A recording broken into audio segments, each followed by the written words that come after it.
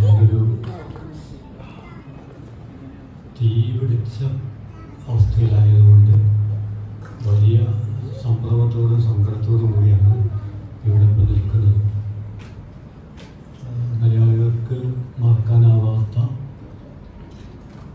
M Kuttikrishnan മാഷിൻ്റെ ഒരു അനുസ്മരണം ആദ്യക്കോടിയിൽ നടക്കുകയാണ്. ഞാനവിടെ അനിവാര്യമായി എത്തേണ്ട ഒരാളാണ്.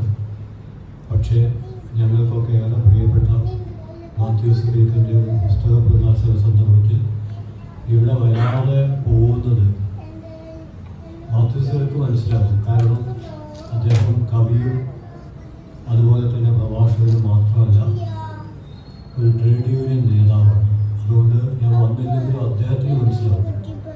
പക്ഷേ എനിക്ക് അതിൻ്റെ ഒരു സങ്കടം സഹിക്കാൻ പറ്റില്ല. കാരണം ഫറൂഖ് കോളേജിൽ മാത്രമല്ല, ഒരുപാട് കാര്യങ്ങൾ ഓർത്തെടുക്കാനുണ്ട്. അദ്ദേഹത്തിൻ്റെ ഒരു കവിതാ പ്രകാശനം PSMOയിൽ നടക്കുമ്പോൾ കോളേജിൽ അത് നടത്താൻ അനുവദിക്കാത്ത പശ്ചാത്തലത്തിൽ കോളേജിന് പുറത്ത് ആ പുസ്തകത്തിൻ്റെ പ്രകാശനം നിർവഹിക്കാൻ സന്ദർഭമുണ്ടായത് ഞാനിപ്പോൾ ഓർക്കുന്നുണ്ട്.